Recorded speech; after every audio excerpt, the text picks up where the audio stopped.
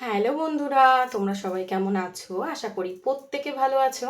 তো চলো চেক করে নেবো আজকে এই মুহূর্তে তোমার যে ব্যক্তি রয়েছে, যার কথা ভেবে তুমি এই রিডিংটা দেখছো, তার মন মস্তিষ্কে তোমাকে নিয়ে কি চলছে।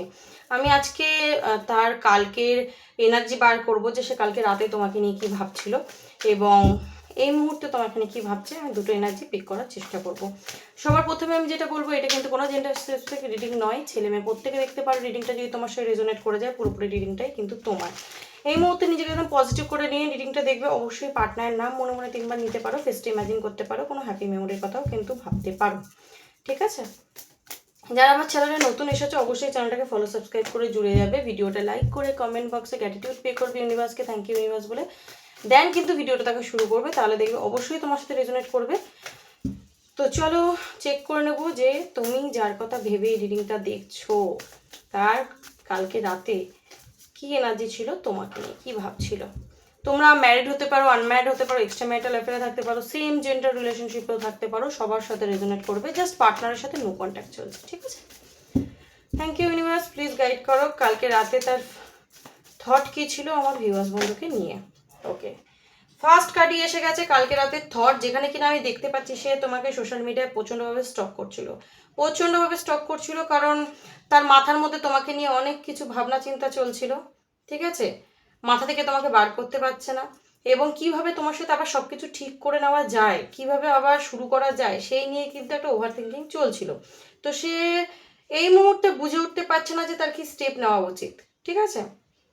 মানে ভাবনা চিন্তার মধ্যে আটকে ছিল কালকে রাতে, বাট তোমাকে সোশ্যাল মিডিয়ায় প্রচণ্ড স্টক করছিল কারণ তার ক্রেভিং হচ্ছিল।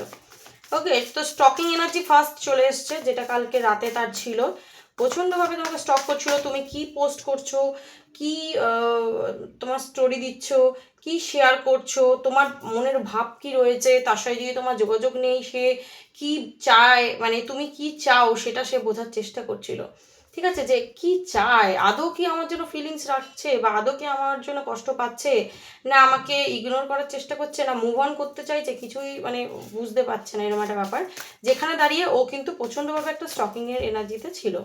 ঠিক আছে?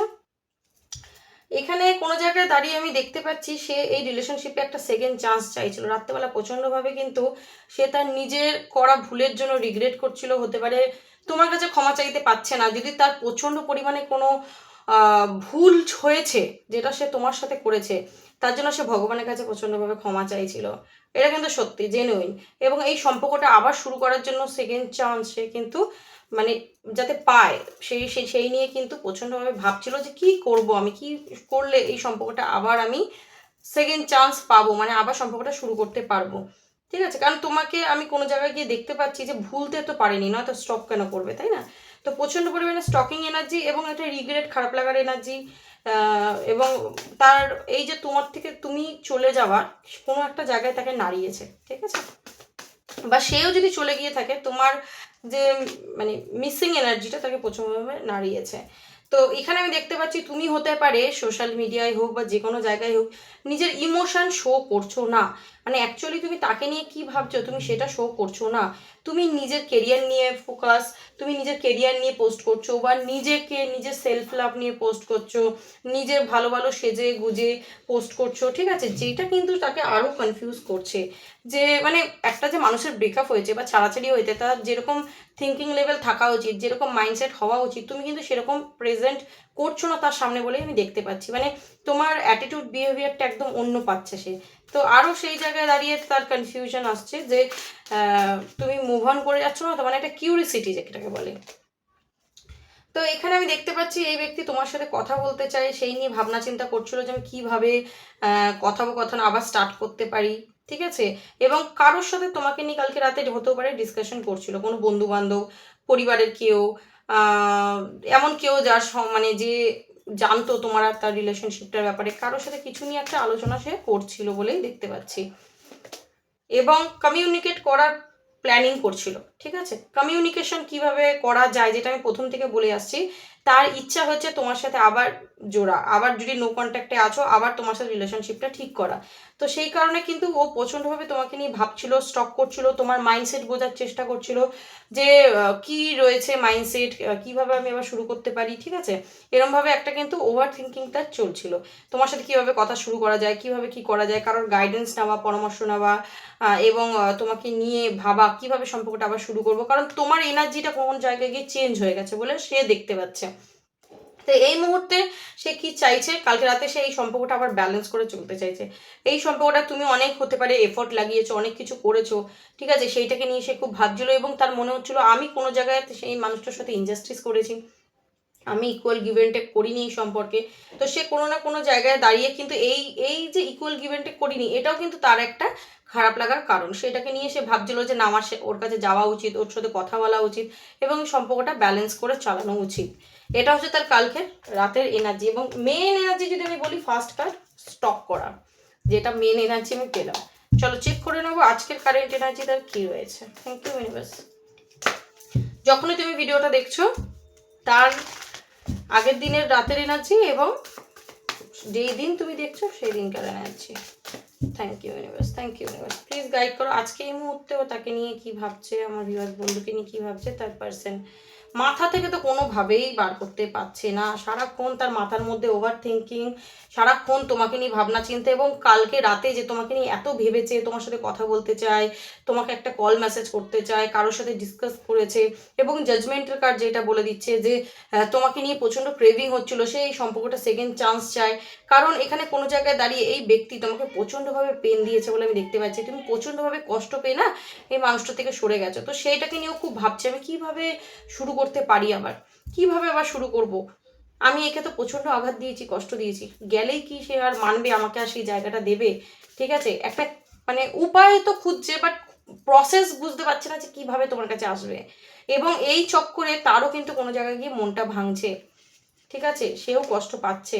একটা নিউ বিগিনিং ডেফিনেটলি এই সম্পর্কে সে করতে চায়, কারণ এই সম্পর্কে তার মনে হচ্ছে স্টেবিলিটি দরকার, এই সম্পর্ক একটা সেই জায়গাটা দরকার যে জায়গাটা অবধি গেলে এই সম্পর্কটা একটা ভালো ব্যালেন্সে চলতে পারে। অনেকে ম্যারিজ পার্সন দেখছো, ঠিক আছে, হাজব্যান্ড ওয়াইফের জন্যও দেখছো।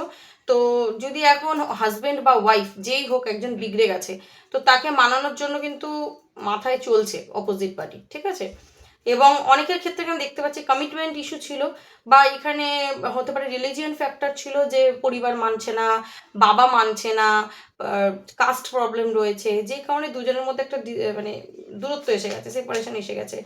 তো এই মুহূর্তে যেটা দেখতে পাচ্ছি যে জাগলিং করছে তোমার সেই মানুষটি, এখন ব্যালেন্সে নেই, জাস্ট জাগলিং করছে, কারণ ক্ল্যারিটি খুঁজে পাচ্ছে না যে সে কীভাবে সম্পর্কটা আবার ঠিক করতে পারে, এবং প্রচণ্ডভাবে পেন পাচ্ছে, কিন্তু প্রচণ্ডভাবে পেন পাচ্ছে যদি তোমার সাথে মানে কন্ট্যাক্টটা সে নেই, তার হার্ট ব্রেকও হয়েছে।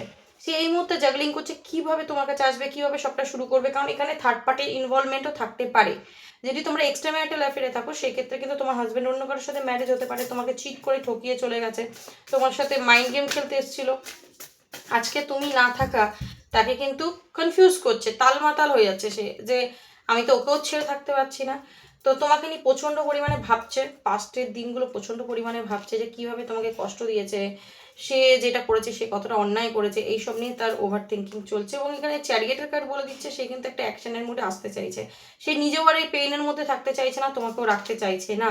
দ্য সান কার্ড দেখো, পেয়ে যাও এই এস অফ পেন্টিকলসের নিচে সান কার্ড, খুব পজিটিভ কার্ড, খুব পজিটিভ এখানে মানে কিন্তু এনার্জি দিচ্ছে যে সে কিন্তু তোমার সাথেই আবার নতুন শুরু করতে চায়। যদি তোমরা ম্যারিড পার্সন হও, অলরেডি তোমাদের সম্পর্কটা সে আবার ঠিক করে নিতে চায়, এই দূরত্বটা সে আর চাইছে না, সে তোমার কাছে আসতে চায়, ফিরতে চায়, ঠিক আছে, সে তোমার কাছে ফিরতে চায়। কারণ হতে পারে তোমাদের রিলেশনশিপে কোনো থার্ড পার্টি সিচুয়েশনের জন্য, বা সে কোনো অন্যায় করেছে, ভুল করেছে, সে তোমায় কোনোভাবে কষ্ট দিয়েছে, যে কারণে দূরত্ব ক্রিয়েট হয়ে গেছিলো।